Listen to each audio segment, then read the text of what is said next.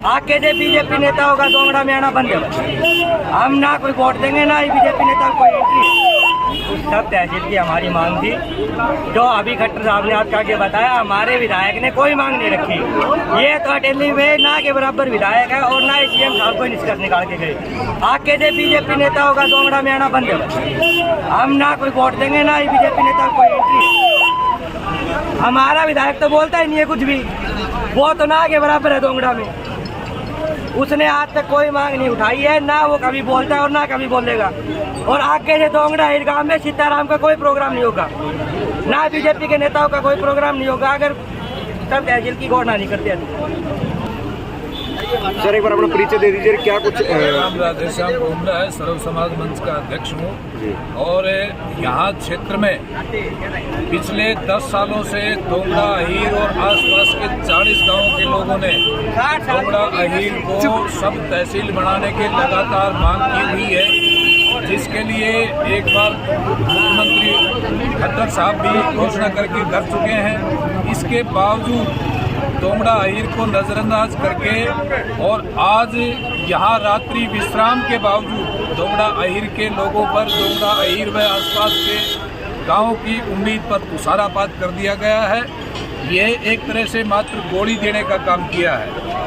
अगर मन से उनके ये है कि भाई ये दोंगड़ा अहीर को सब तहसील बनाना चाहिए तो आज सारी बातें थी, सारा गांव इलाका मौजूद था, घोषणा करनी चाहिए थी। ऐसा है जी, 40 गाँव था जी, हो रहा है। हाँ, ये भी एक बात सामान्य बात नहीं है कि भाई जिस गांव ने उनको अन्न खिलाया, जिस गांव ने उनको आराम दिया, विश्राम दिया, उस गांव को देने की बजाय उनके उम्मीदों पर पानी फेर के जा रहे हैं। तो ये मैं कहता हूँ कि भाई स्थानीय प्रतिनिधियों का भी और मुख्यमंत्री का भी एक तरह से गलत व्यवहार है।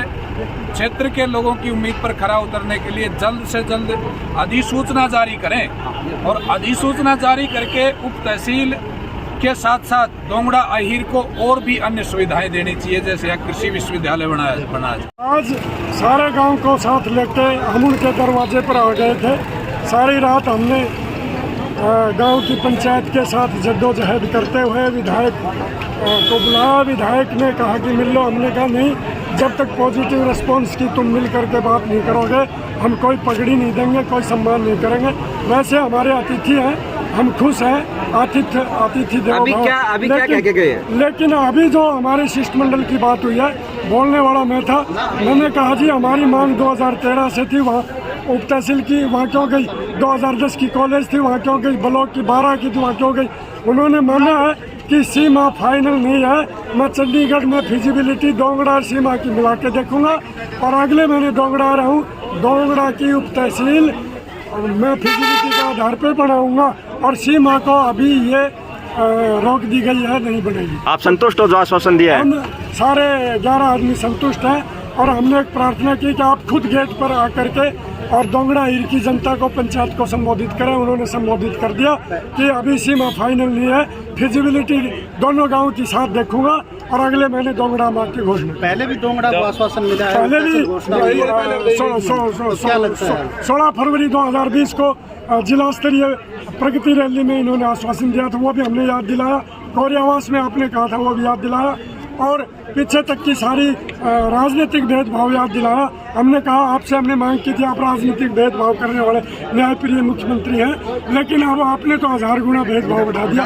अब उन्होंने हाँ कर ली कि मैं भेदभाव खत्म कर दूंगा और अगले महीने। तो जिस तरह से अभी आश्वासन दिया, क्या ये लोगों के दबाव के कारण दिया गया? हमारी एक शब्द था कि जी लोगों, उन्होंने कहा आप लोगों को जाके संतुष्ट कर दो। हमने कहा जी हम तो कर देंगे लेकिन होंगे नहीं, क्योंकि आपको आना पड़ेगा, आपको खुद बोलना पड़ेगा और ईमानदारी से बोलना पड़ेगा। और ईमानदारी से बताते हैं उप तहसील के बारे में, ईमानदारी शब्द हमने यूज किया था। तो उन्होंने कहा मैं ईमानदारी से बताता हूँ, सीमा फाइनल नहीं है, विजिबिलिटी दोनों के साथ देखूंगा, अगले महीने दोंगड़ा आके और दोंगड़ा की घोषणा कर दूंगा। ऐसे के गए।